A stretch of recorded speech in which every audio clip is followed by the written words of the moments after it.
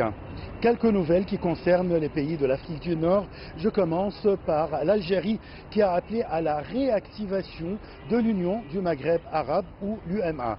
Un appel qui a été chaleureusement accueilli par les pays de l'Afrique du Nord ainsi que par l'Union européenne. L'Algérie a saisi le secrétaire général de l'UMA pour l'organisation d'une réunion du Conseil des ministres des Affaires étrangères de l'Union dans les meilleurs délais. Cette demande est motivée par les conclusions du dernier sommet extraordinaire de l'Union africaine tenu les 17 et 18 novembre 2018 sur les réformes institutionnelles de l'organisation continentale qui a accordé un intérêt particulier au rôle des ensembles économiques régionaux dans les processus d'intégration des pays africains. En demandant cette réunion, l'Algérie veut ainsi démontrer son attachement à l'unité maghrébine.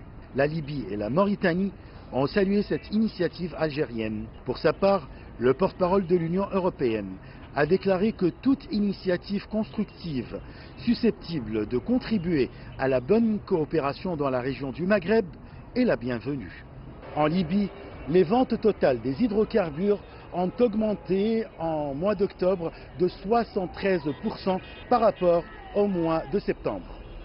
Selon les données publiées le 30 novembre par la Compagnie nationale libyenne de pétrole, le total des revenus des ventes de pétrole brut, de gaz et de condensat du mois dernier s'est établi à 2,870 milliards de dollars, augmentant ainsi de 73% par rapport au mois précédent.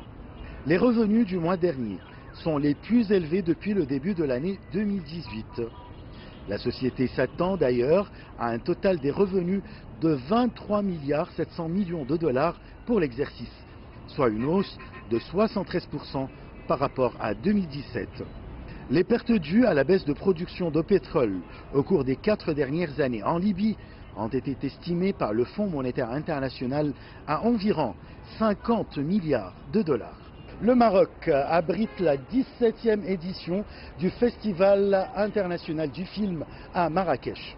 Sur les 9 jours du festival, le public aura droit à une programmation cinématographique des plus riches et diversifiées, placée sous le signe de la pluralité des expressions culturelles.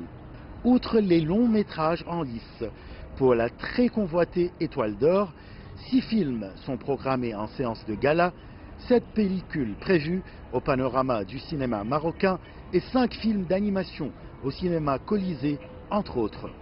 Le festival compte rendre une série d'hommages à des figures emblématiques du 7e art, à savoir la française Agnès Varda, l'américaine Robin Wright, l'américain Robert De Niro et le marocain Djellali Ferhati.